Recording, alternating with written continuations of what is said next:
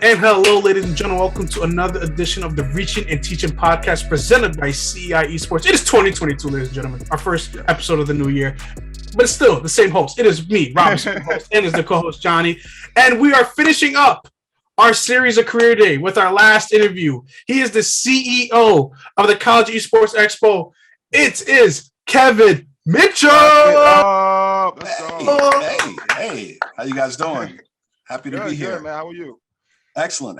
Good to see you guys. Yes, nice. We appreciate you taking time to come on. It's I know we know you're really busy with all this stuff. Like we briefly met you right before COVID hit, like right before I came on board to CEI, and it was a pleasure to meet you and see what the College Esports Expo is all about. And now we're going to learn more about it, and we're going to teach this. We're going to show the students what it's all about as well, and the other viewers as well. It's not just about the students, but it is about it at the same time. All right, so let's get started. Explain to us the journey of you getting into the esports space. Well, it would probably take a Game of Thrones type episode to really get into it. But the long and the short of it is I got a background in entertainment business. As you can see, I got 12 of those plaques. I started out in the music industry. I worked at Def Jam, and then I provided a wide range of services from executive production to management to helping tech companies get into the music space to helping Shaquille O'Neal run his record label and work with all his stakeholders to helping the Coen brothers finish a soundtrack on a film, placing songs in movies like South Park, Daredevil, Drumline, just different, music supervisory roles. I did a show with BET called Iron Ring, which was like a UFC, Little John, T.I., Joel Santana, Floyd Mayweather, all had their own MMA teams. And I did all the music for that. I helped to co-produce with a colleague of mine, Electric Daisy Carnival film, like a documentary.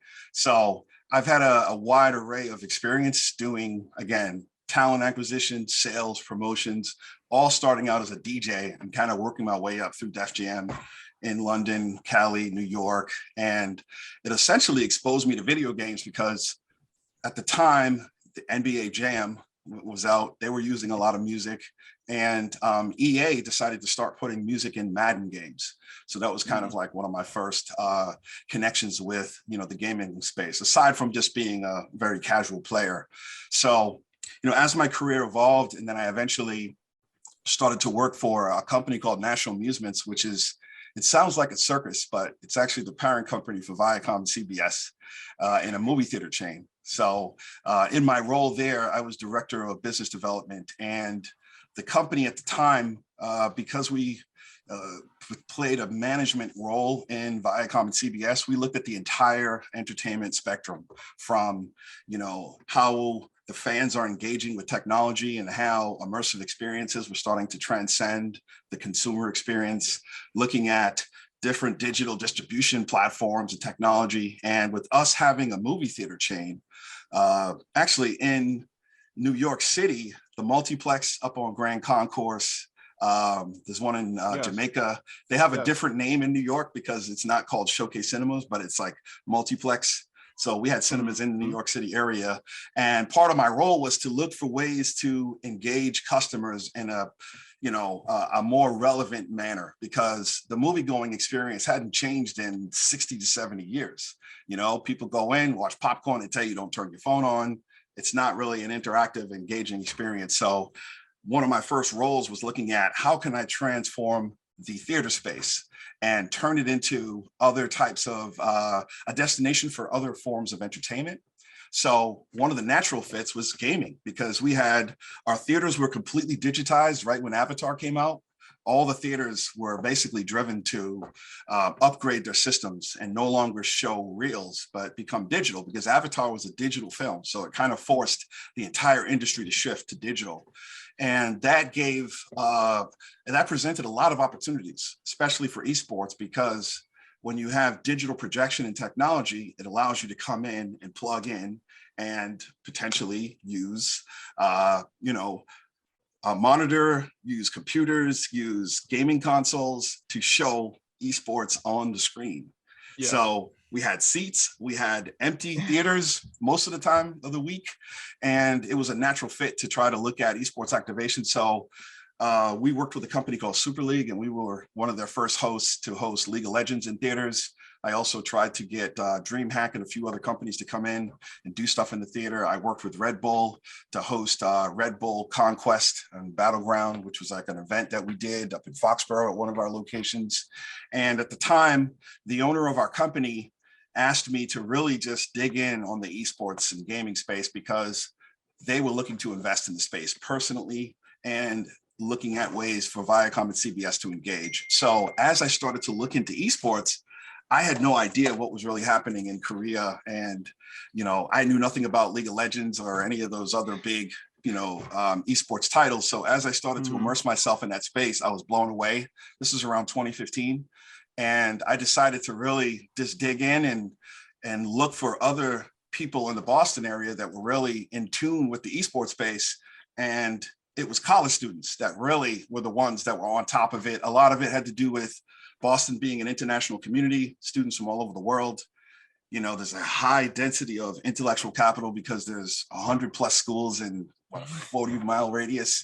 So that gave me the perfect kind of introduction to esports, but also understanding all the nuances of all the gaming titles and what's, popping, and just looking at every student's different skill set and likes and interests. And it really gave me like a deep dive in terms of esports. So I really understood it from the business side through my day job and looking at how it intersected with traditional technology. But then when I became an adjunct professor at Emerson College and started to teach esports, the students became my source of information and insight on any relevant titles, any gaming genres, any trends that were taking place across the world and esports. So through this introduction, I identified this college as being the ultimate gateway to help grow esports across the country. The students at Emerson were having issues with getting their administration to pay attention to what they were doing, finding educators to come in and teach classes. And it was something, after I went to a meetup with a number of different colleges, I identified that as being a huge problem. Students were gaming, administrations weren't really in tune with that. They all needed direction on how to build their competitive programs, how to run them properly, how to engage with administration to make sure that all the compliance and the funding and the resources were intact. And then as an educator, looking at ways to help train other educators on creating esports curriculum and really identifying its value proposition to the students, but the greater society, because esports is beyond just gaming. It's, every emerging technology that you can imagine, from machine learning to AI to big data to sports management to anything you can think of that exists in the sports and media industry, and then some. So I know that was the long answer, but it basically led me to identify the college space as really a hot, white hot space to really focus on to help uplift the gaming industry. Man, talk about having two different lives in one, man. Like, you go from the entertainment space, hanging out with Shaq, developing different things at Def Jam, no less, and then moving over to the space in esports and realizing this hub within the college scene that needs to be nurtured and brought up more, which is, I think, really, really smart on your part, because I think that's where you have the next generation coming to these different areas of work. You know what I'm saying? Those are the guys who are graduating, going into these spaces in esports, and obviously elevating it to a whole new level. So I think that was highly keen of you to kind of notice that, at least in your area, and then kind of branch it out, which is why we're here today, because of the College Esports Expo. So, Rob, do your thing, man. Tell us, yeah. Well, first of all, true or false? Is that Shaq's shoe right there? Yes. Yes, I knew it. I knew it. Size 22. Oh my God, I'm size 11. That is nuts. So There's a small baby in there. Johnny, what size are you? 14. Oh my God. Yeah, I'm a 14 anyway, too. Oh my God. So tell us.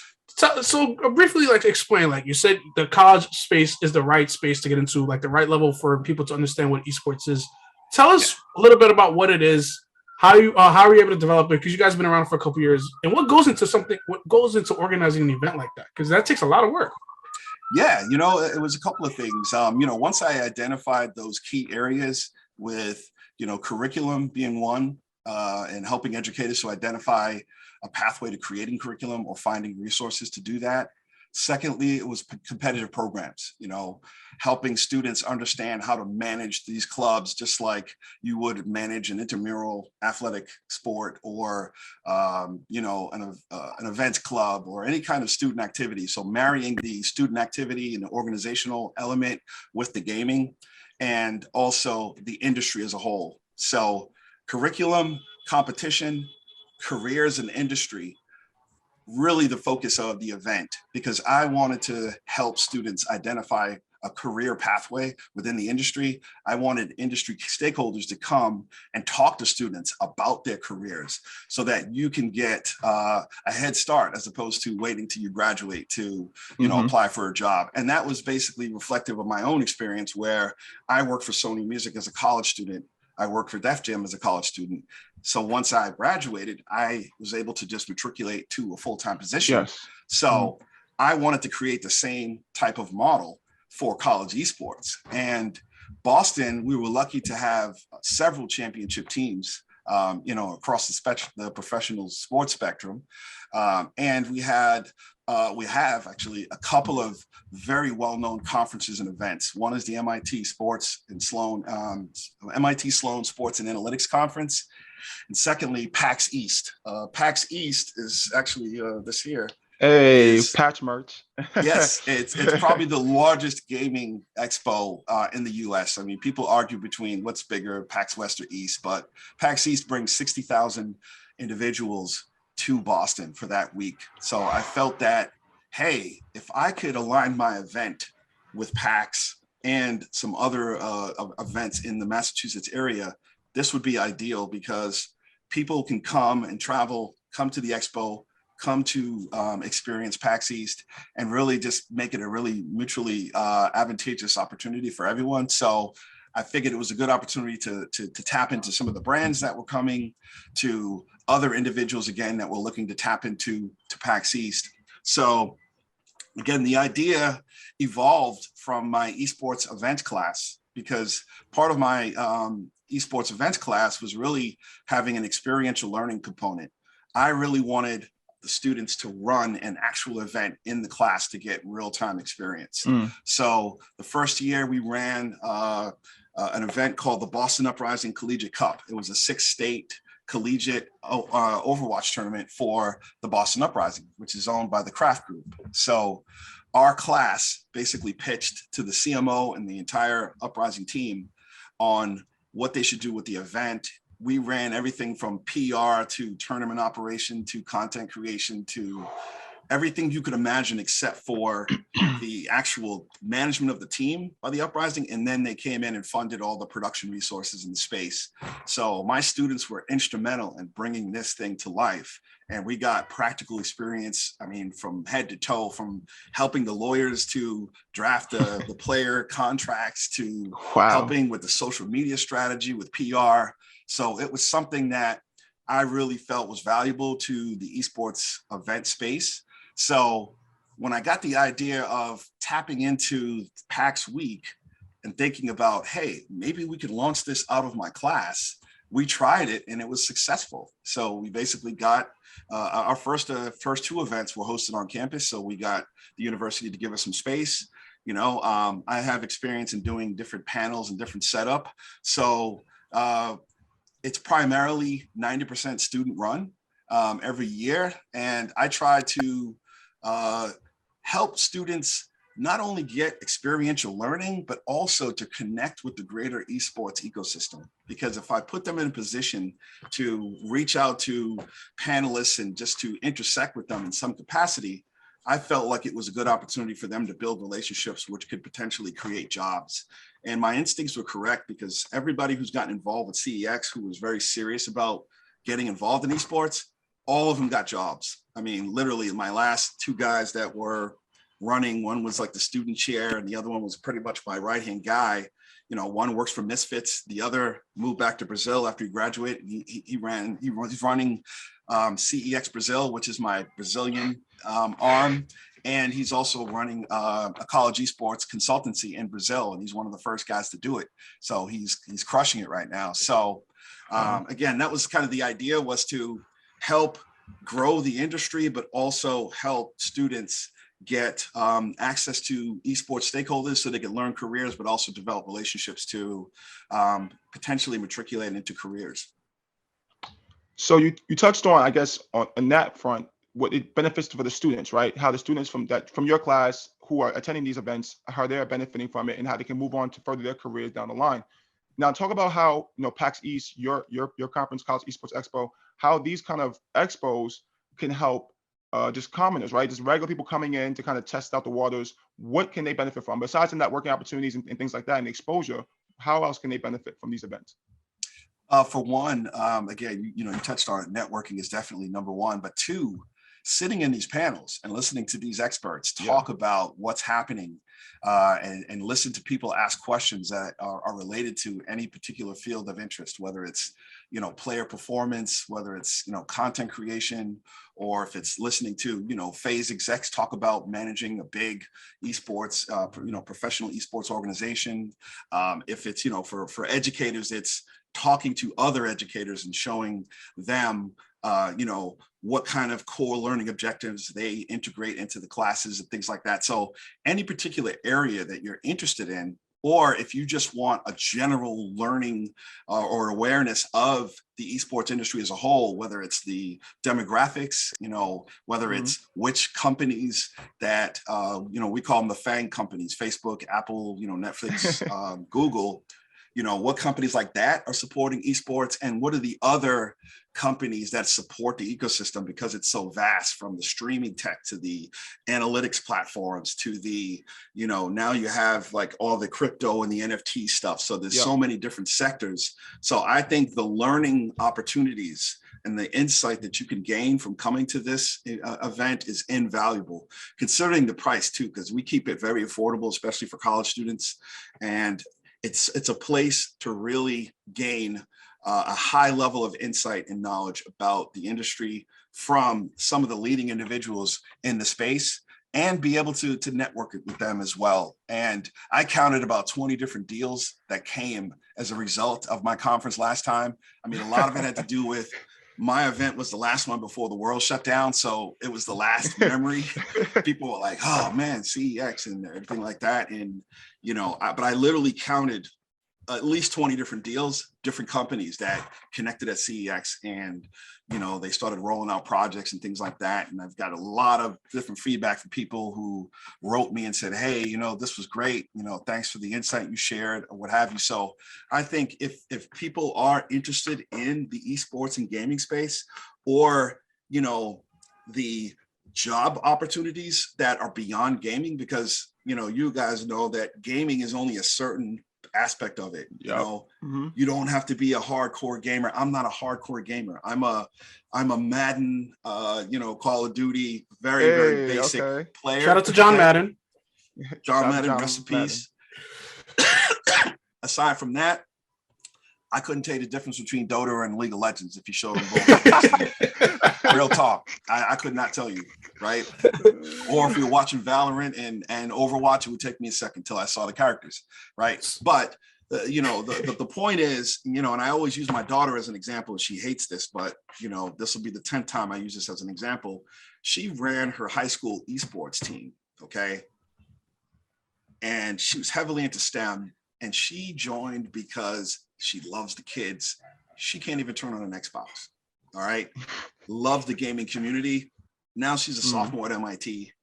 And it's like basically the STEM community was into gaming, and that was her entryway into, the space. But again, she really doesn't care so much about, professional gaming or what have you. She could go over the Overwatch stuff or whatever, but she's not really interested in that. It was the community. So I really want to advocate and evangelize that esports is a lifestyle, and it's a pathway to engaging, especially for youth of color. When you think about how gaming impacts kids of color, and thinking about, hey, what if you could teach them that when they're playing Madden, the other guys are run by artificial intelligence, so they start inquiring about it and learning it. Or that, hey, if you play this game for 10 minutes, you got to learn coding for another 10 minutes. and giving them that trade-off and seeing where they end up, you know.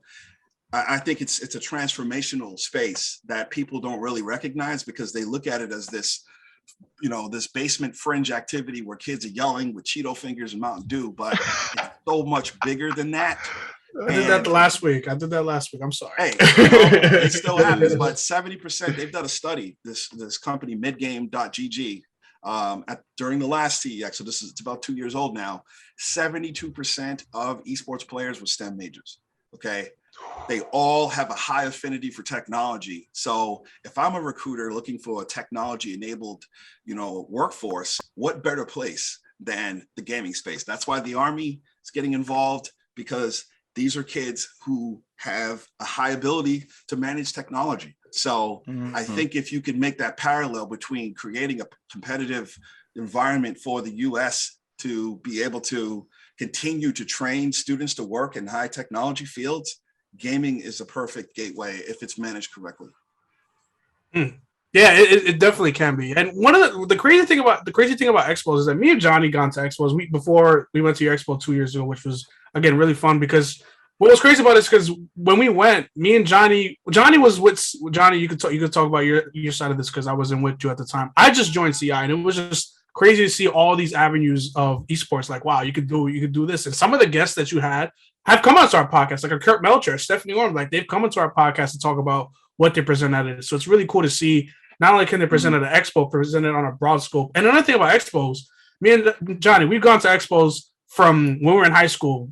Where like how did your experience go for that when you're in high school, middle school, when you go to expos like that? What did you see any difference from when we went to Kevin's and when we see at a regular one? I think obviously, you know, there's different variations of expos, right? I think for esports and the way Kevin does his thing, it's more connected and it feels like more of like a community event than more so than like an actual big time expo. Because sometimes in a big time expo, you feel kind of out of place. You feel like, you know, no one's really gonna give you the time of day and you just kind of run around with like your head cut off, right? And you're just like, But I think going to the College Esports Expo was really a fun, fulfilling moment for us as a group and as a team to kind of go over there and kind of make our claim and learn a little bit more about the space. I think at the time, our knowledge of the space was, you know, to average to maybe below average. And now we're very much inclined with what's going on in space. And I think definitely your expo had a lot to do with that. We met a lot of people in the space early on that kind of helped us realize how broad this space could be and not just the video game portion of everything. So I think that's definitely where expos can definitely help people like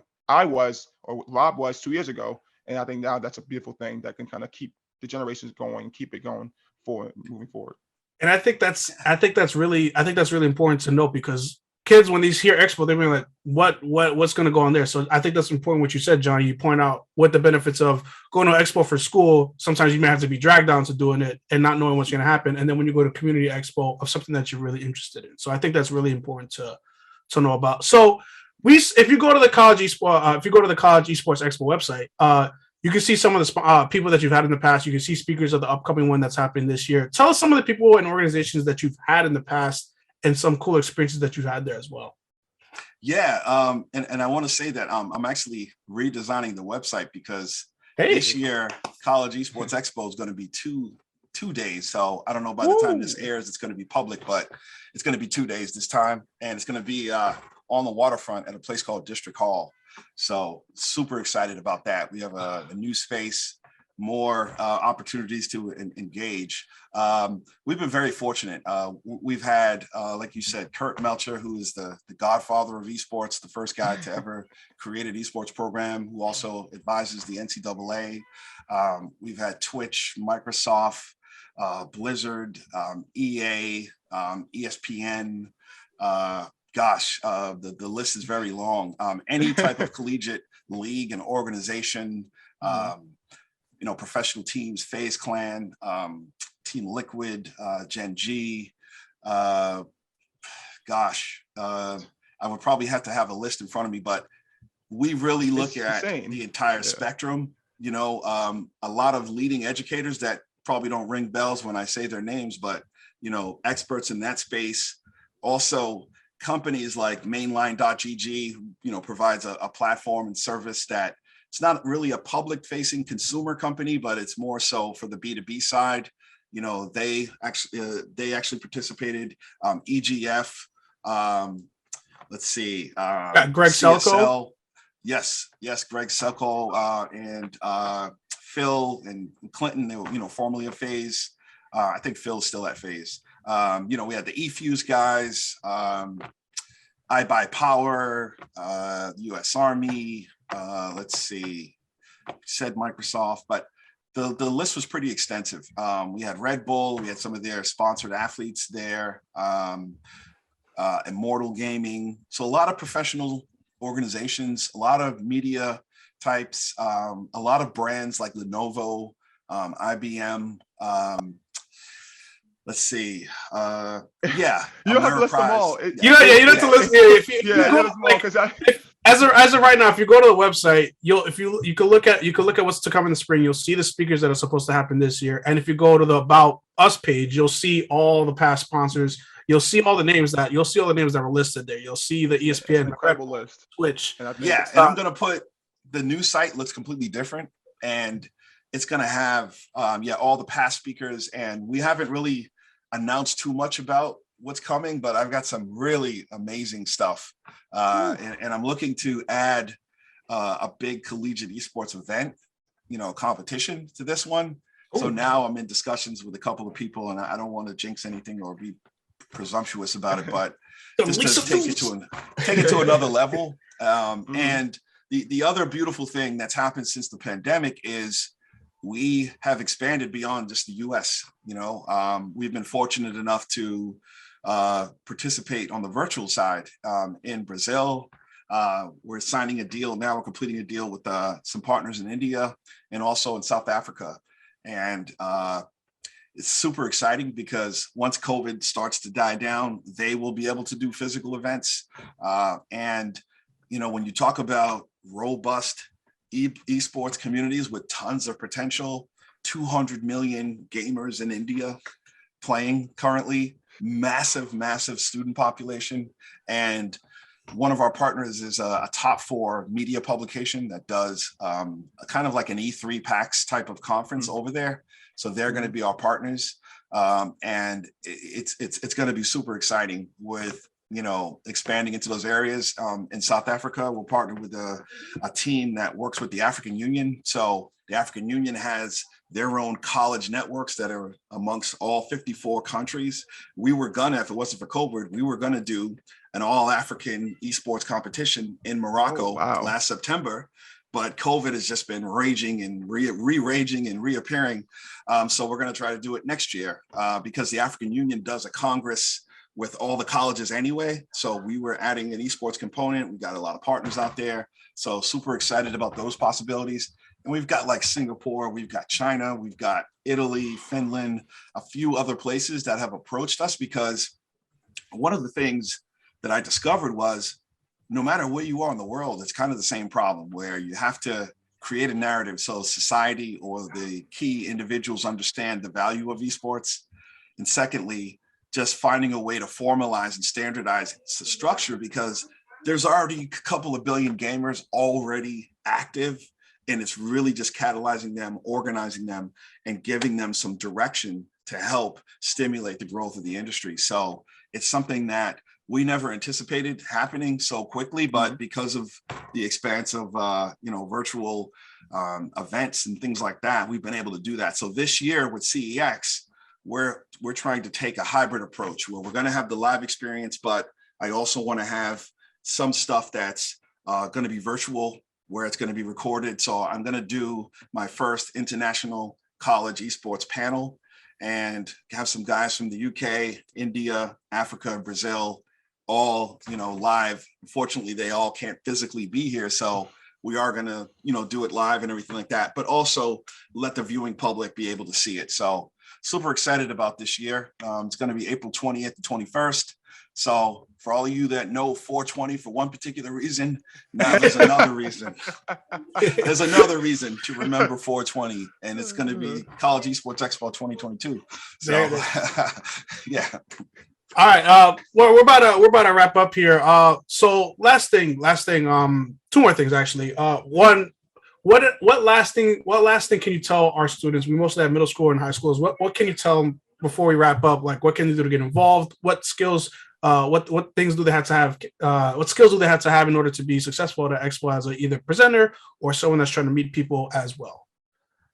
Well, there's a lot of things. I actually spend time talking to middle school students. And I think the first thing is to have the power of belief. Like, don't ever think that you cannot go to any particular career or any space or any area. Like, whatever you dream can be a realization if you plan effectively and plan accordingly. So don't ever let your dreams be crushed by, hey, I live in the Bronx, I'll never make it here or there. There's a pathway to getting anywhere. I grew up in a very small, wooded, rural town in Massachusetts, and I dreamed and had aspirations of working for Def Jam and Russell Simmons, and sure enough, I was there. I just had to create a pathway to get there. So the first thing I want to do is just give people hope that, utilize school and resources as a pathway to help you achieve your goals. That's one. Secondly, if you are interested in gaming, at your school, if you can, talk to your administrators, like your teachers or your principals, and tell them that, hey, schools are creating esports programs. Talk to guys like you all to give them insight so that they begin to support esports, because one of the biggest challenges is people don't understand the value of esports. They think it's just a passive activity. They have no understanding that it's really a gateway to innovation, growth, technology, sustainability, all these amazing things. So, any middle school kid who, has aspirations of, using gaming to, again, maybe it's to get a scholarship or to become socially active in your community, to learn how to, team building and social communications and things like that. It all has value. And even if you're not the guy that's going to win $3 million in Queens at the Fortnite World Cup, it's still fun.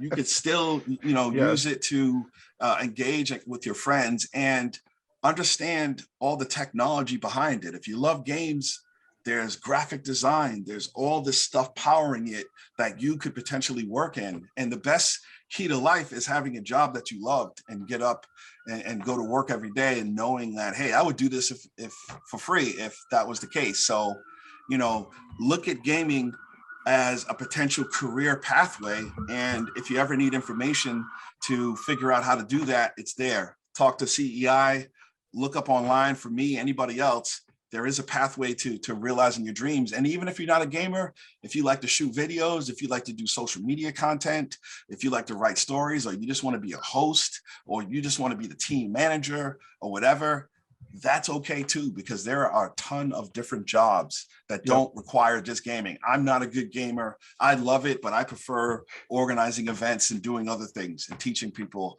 as opposed to being a gamer. So it's a wide spectrum that goes beyond just hitting the joystick with a keyboard. There's something for everyone, man. There's always something for everyone in this space, and that's why it's inclusive. That's why it's so unique and fun. And hopefully our kids today have learned a lot from this this interview here, and take understanding that, hey, professional gaming is cool, but it's not the only thing about esports. So I think that's the most important message you can take away from all of this. Absolutely. I mean, I've seen your growth. You guys are just, young cats at the conference, eager to learn. And I've seen the growth, to now. So we got polos now, man. No more stains in your shirts. You buttoned up. You got a tighter fade. Things are looking better. You're smiling. So, and guys like Jad, giving back, and you guys are giving back, because that's the key. You always got to give back. Yes. You always got to each one teach one, and when you receive that message of help or mentorship, you got to give back to your community. So always remember that. Definitely. All right, last thing. Where can the people find you, learn more about the College Esports Expo, and what else you offer to give to the esports community as well? Well, the website, the easiest way to remember it is collegeesportsx.com. Even though it's called the Expo, and this will lead and segue into, my greater responsibility. In addition to running the Expo, I'm a brand consultant and an advisor for a number of different companies, LG, Intel, working with Red Bull now. And what I do is I help brands solve problems as it relates to how to engage with the esports community, how to create activations, what are the best ways to utilize their particular services to engage with the community. So I do a lot of consulting, consulted the U.S. Army on particular strategy on how to create events that are appealing to, students, or how to understand the industry better. So I work in the capacity of a strategic advisor, providing insight to people trying to understand the space and where to get in. And I also help with creating, activations and, different particular campaigns. Like, for example, for Intel, they have Intel Inspires. I was a judge for that, and we basically selected 5 kids that got scholarships, and they had to submit videos and content and things like that. With Red Bull, I helped with Campus Clutch. We're just providing strategic insight on better ways to manage the events to make them more appealing for college students. So I do a lot of work in that capacity, and my ultimate goal is to build a venture studio, which is basically an investment arm to pump out new esports projects and brands. I've got a bunch in the works now. So a venture studio is basically like an accelerator or an incubator for esports properties, working with big brands and small, and helping to create minimum viable products, a pathway to market, and helping to identify new growth opportunities. So that's what I do every day. That's why I don't sleep. Be on the lookout. Be on the lookout. You'll never know when you're running to Kevin Mitchell. That's the bottom line in esports. All right, so that'll do it for this edition of the Reachin and Teachin podcast and our final installment of this season's Career Day. Thank you so much, Kevin.